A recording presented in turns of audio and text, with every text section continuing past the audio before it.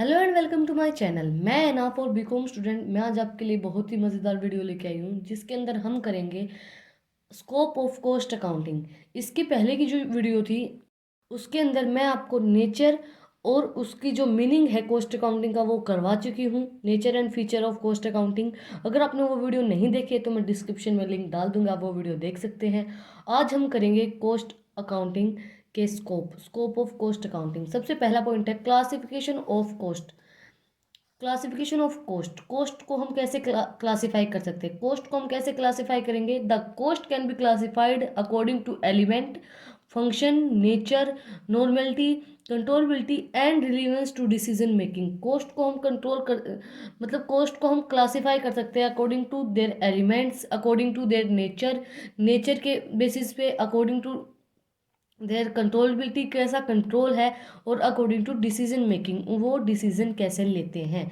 इसके बाद अगला पॉइंट है कॉस्ट रिकॉर्डिंग। कॉस्ट को हम रिकॉर्ड कैसे करते हैं, ये इसके स्कोप के अंदर है। कॉस्ट रिकॉर्डिंग के अंदर क्या आएगा? After cost classification, cost transaction are recorded in various ledger account. Cost को रिकॉर्ड कैसे करेंगे? हम कॉस्ट को रिकॉर्ड करेंगे हम वेरियस लेजर जो अकाउंट्स होते हैं हमारे, उसको रिकॉर्ड करेंगे। कॉस्ट आफ्टर क्लासिफिकेशन, क्लासिफिकेशन के बाद जब हम कॉस्ट को क्लासिफाई कर देंगे उसके एलिमेंट और उसके फंक्शंस के बेसिस के ऊपर, उसके बाद हम लेजर अकाउंट के अंदर कॉस्ट को रिकॉर्ड करेंगे। अगला पॉइंट है third point, cost allocation. Cost allocation के अंदर क्या आएगा? It includes allotment of whole items of cost to cost center और cost unit according to predetermined basis. Cost इसके अंदर क्या इंक्लूड होगा? अलॉटमेंट ऑफ होल आइटम्स, हर एक जो आइटम्स होते हैं कॉस्ट के सेंटर के, वो सारे प्री डिटरमाइंड बेसिस पे सब चीज़ें इसके अंदर इंक्लूड होगी। इसके बाद फोर्थ पॉइंट है cost determination. It is also cold a cost measurement. Cost determination को हम ऑल्सो बोल सकते हैं कि कॉस्ट मेजरमेंट। कॉस्ट मेजरमेंट के अंदर क्या आएगा? And it means computing of cost of a individual product services determine और other segment of an enterprises. जो भी मतलब डिटरमाइन करता है, it means computation of cost, cost को कंप्यूट करके जो प्रोडक्ट और सर्विस है इंडिविजुअल की उनको बताता है, और जो अदर सेगमेंट्स हैं और इंटरप्राइजेज हैं उनको बताता है। इसके बाद है कॉस्ट कंट्रोल। हम कॉस्ट को कैसे कंट्रोल करते हैं? It is an important accept of cost accounting. ये एक इम्पोर्टेंट एसेप्ट होता है कॉस्ट अकाउंटिंग के अंदर, जिस क्या होता है? And for this purpose various technique such as standard costing, budgetary control, inventory control, quality control etcetera can be adopted. मतलब हम कॉस्ट को कंट्रोल कैसे कर सकते हैं? बजटरी कंट्रोल से, बजटरी कंट्रोल मेथड से, स्टैंडर्ड कॉस्टिंग से, स्टैंडर्ड कॉस्टिंग के बाद है इन्वेंट्री कंट्रोल से, इन्वेंट्रीज को हम कंट्रोल कर सकते हैं, उसकी क्वालिटी को हम कंट्रोल कर सकते हैं। इन मेथड्स को हम अडोप्ट करके हमारी कॉस्ट को कंट्रोल कर सकते हैं। इसके बाद है कॉस्ट कंपैरिजन। हम कॉस्ट को कैसे कंपेयर करेंगे? कॉस्ट कंपैरिजन के अंदर क्या आएगा? It refers to comparison of current cost. ये रेफर करता है comparison of current cost of with previous cost और cost of similar other concerns. ये रेफर करता है पहले की कॉस्ट से, कंपेयर करता है जो करंट कॉस्ट है उससे पहले की कॉस्ट को कंपेयर करने के अंदर हेल्प करता है कॉस्ट कंपैरिजन। इसके बाद सेवन्थ पॉइंट है कॉस्ट रिपोर्टिंग। कॉस्ट रिपोर्टिंग के अंदर क्या होगा? It means communication of cost data on regular basis. हम कम्युनिकेट करें जो डाटा है हमारा रेगुलर बेसिस के ऊपर, रेगुलर बेसिस पे हमारा काम करें, which may be used by management for decision making और which are made available to government और सम आउटसाइड एजेंसी।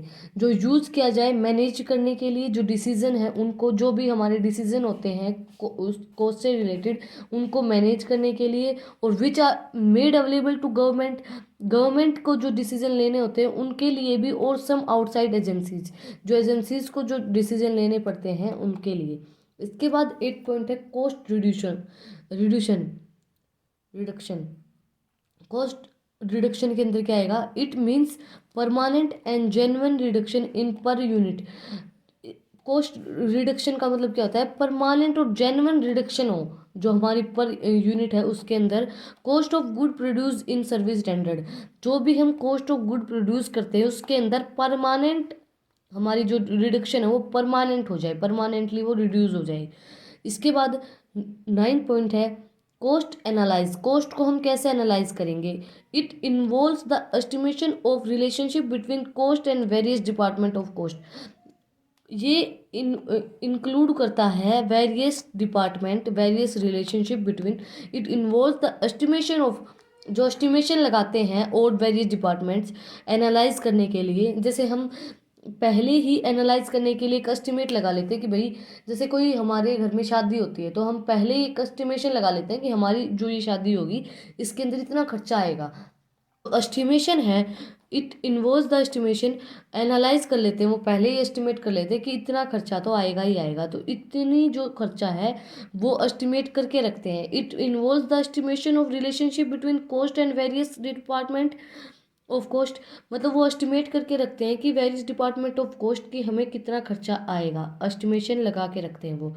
इसके बाद 10th पॉइंट है कोस्ट ऑडिट। कोस्ट ऑडिट का मतलब क्या होता है? It means an examination of the appropriation of the cost accounting system adopted by the business and efficiency of its implications। cost audit का मतलब क्या होता है कि cost की ऑडिटिंग करवानी। cost audit हर मतलब ऑडिट जो होती है वो हर साल होती है। कई कंपनियां हर साल ऑडिटिंग करवाती हैं, कई कंपनियां एक मतलब कई कंपनियां 2-3 साल के अंदर एक बार ऑडिट करवाती है और कई कंपनियां हर साल ऑडिट करवाती है। कॉस्ट को ऑडिट करवाना बहुत ज़रूरी है। इससे जो हमारे शेयर होल्डर हैं और जो हमारे एम्प्लॉय हैं वो भी अपने आप को सेफ महसूस करते हैं। कॉस्ट ऑडिटिंग से मतलब क्या होता है कि हमें जो ओरिजिनल कॉस्ट है उसका पता चल जाता है कॉस्ट की ऑडिट करवाने से। जो भी हमारी कॉस्ट है, इससे क्या होता है कि ट्रू और फेयर रिजल्ट निकल आता है कि हमारी जो ओरिजिनल कॉस्ट है वो कंपनी के अंदर कितनी है, कितनी, मतलब बिल्कुल फेयर रिजल्ट निकल आता है कॉस्ट ऑडिट से। ये हर कंपनी करवाती है। It means an examination of the appropriation of cost. मतलब कॉस्ट अकाउंटिंग सिस्टम का अप्रोप्रिएशन होता है adopted by the business, business adopt करता है, एंड एफिशिएंसी। मतलब जो इम्प्लीकेशन होती हैं उनको, ये ऑडिट जो होती है वो हर कंपनी को करवानी ज़रूरी है। इससे क्या होता है कि जो फेयर रिजल्ट होता है, जितना हमें प्रॉफिट हो रहा है, कॉस्ट कितनी है हमारी, कितनी नहीं है, उन सब के बारे में हमें पता चल जाता है कि कॉस्ट कितनी लगी है। तो कॉस्ट ऑडिट इम्पोर्टेंट होता है ऑडिटिंग, एक कंपनी के अंदर, एक बिजनेस के अंदर ऑडिट करवाना। अगर आपको मेरी वीडियो पसंद आई है तो इसको लाइक करें, शेयर करें, सब्सक्राइब करें। और भी आपको किसी भी सब्जेक्ट के नोट्स चाहिए जिनकी आपको बुक मार्केट के अंदर अवेलेबल नहीं होती है तो मैं आपको अवेलेबल करवाऊंगी उनके नोट्स। और अगर आपको कोई डाउट है तो आप कमेंट सेक्शन में पूछ सकते हैं, मैं ज़रूर कोशिश करूँगी कि आपके हर एक डाउट मैं क्लियर करूँ। और भी किसी सब्जेक्ट से रिलेटेड कॉमर्स के अंदर तो आप मुझसे पूछ सकते हैं कि आप इन सब्जेक्ट के नोट्स दीजिए हमें, तो मैं ज़रूर अवेलेबल करवाऊँगी। अगर thank you for watching my video.